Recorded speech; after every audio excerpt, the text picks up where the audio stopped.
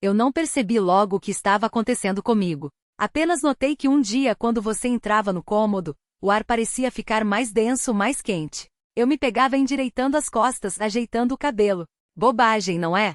Na minha idade. Eu também fingi por muito tempo que não sentia nada. Havia muitos não pode. Muitas palavras que não podiam ser ditas em voz alta. Você é a mãe da minha esposa, eu sou o marido dela. Entre nós deveria haver um muro, mas ele rachou naquela noite. Você estava perto demais. Eu sentia sua respiração sem tocar, mas quase tocando. Isso era pior que qualquer toque. O coração batia tão forte que parecia que alguém podia ouvir. Eu disse a primeira coisa que me veio à cabeça. Algo vazio sobre o dia a dia, mas minha mente estava em outro lugar. Pensando em como seus dedos tremiam, em como você desviou o olhar, mas não deu um passo para trás. Aquele silêncio gritava mais alto que palavras. Eu entendi que se eu fosse embora naquele momento, lembraria disso a vida inteira. Eu deveria ter nos parado. Deveria. Mas em vez disso permiti que um segundo se estendesse por uma eternidade. Naquele segundo havia tudo: medo, vergonha e o desejo de ser desejada. Eu não toquei em você, juro,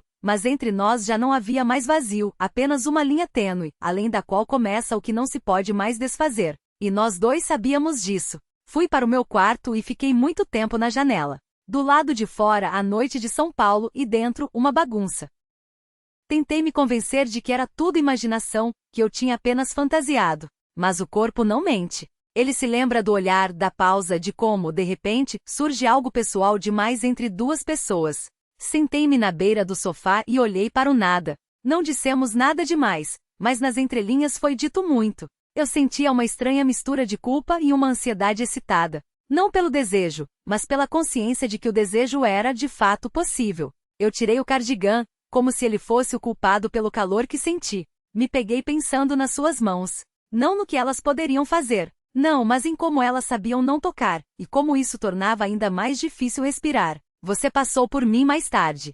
Em silêncio, quase sem fazer barulho, mas eu senti o cheiro do seu perfume. Algo com flor de laranjeira. Ele ficou no ar quando você saiu. E isso foi o pior de tudo, porque o cheiro é uma promessa que não se pode pegar de volta. Eu me deitei, mas o sono não vinha. Na minha cabeça, o mesmo momento se repetia sem parar. Você queria dizer algo e não disse. Eu entendi que se falássemos, não haveria mais caminho de volta. Eu entendi a mesma coisa. Às vezes o silêncio é a última forma de lealdade, mas também é o primeiro passo para a traição. Ainda estávamos em lados opostos da linha, mas ela já tremia. E cada um de nós sabia que o próximo encontro decidiria tudo. Na manhã seguinte eu estava calma. Calma demais para ser verdade.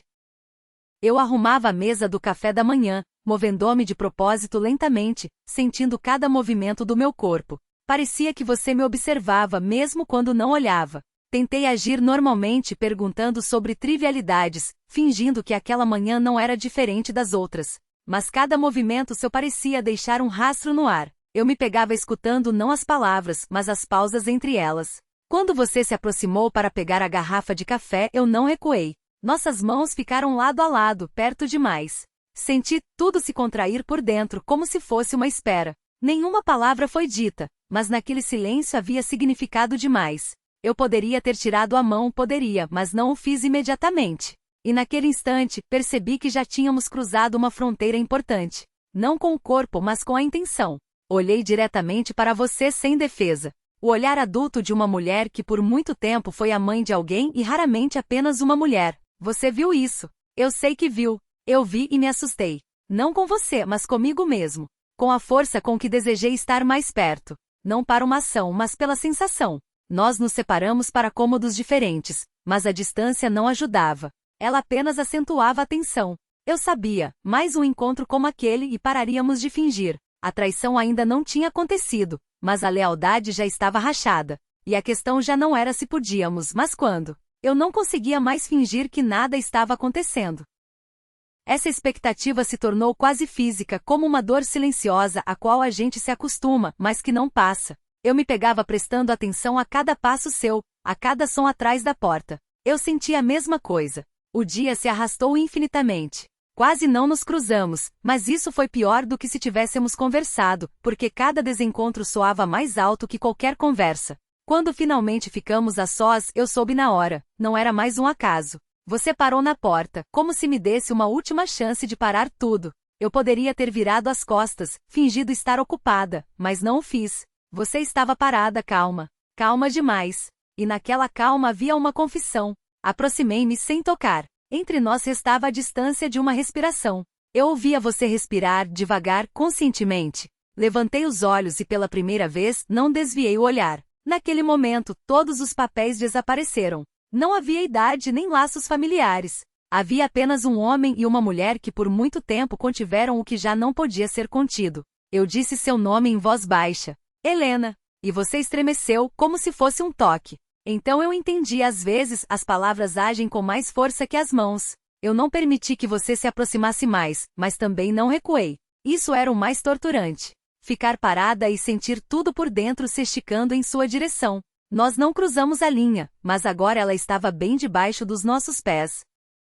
E cada um de nós sabia que o próximo encontro não se limitaria a um olhar. Eu já não buscava desculpas. Elas acabaram. Restava apenas o conhecimento honesto. Eu espero por esse encontro não como sogra, não como mãe, mas como uma mulher que por muito tempo se calou para si mesma. Eu fui até você, já entendendo que não era um acaso nem um erro. Era uma escolha assustadora, errada, mas consciente. E por isso o coração batia mais forte do que por qualquer proibição. Você parou bem perto. Tão perto que eu sentia o calor do seu corpo. Não fechei os olhos, queria ver este momento até o fim, sem ilusões, sem autoengano. Levantei a mão lentamente, como se lhe desse tempo para mudar de ideia, mas você não recuou, apenas inspirou um pouco mais fundo. Isso foi o suficiente.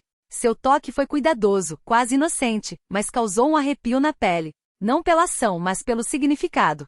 Sabíamos exatamente o que estávamos fazendo e mesmo assim, não paramos. Eu sentia como você estava tensa e ao mesmo tempo calma. Havia algo assustadoramente belo nisso, como se ambos tivéssemos aceitado as consequências antes mesmo que elas chegassem.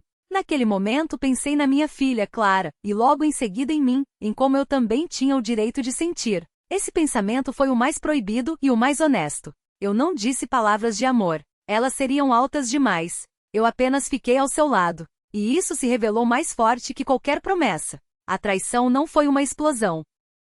Foi um passo lento e silencioso. E nós o demos juntos. Depois daquela noite, tudo mudou. Não por fora, não. A casa continuava a mesma, as mesmas paredes, os mesmos sons, mas dentro de mim, era como se um eixo tivesse se deslocado. Acordei com um entendimento claro. Não havia mais como voltar. E não se tratava do que aconteceu, mas do que eu me permiti sentir. Fiquei muito tempo em silêncio. Pela primeira vez em todo esse tempo, não senti vontade de me justificar, nem para mim, nem para ninguém. Eu apenas reconheci, sim, aconteceu. Não como uma fraqueza, mas como uma verdade que não podia mais ser negada. Ficamos mais cuidadosos. Surgiu entre nós uma distância estranha, quase solene. Agora cada palavra pesava mais do que antes.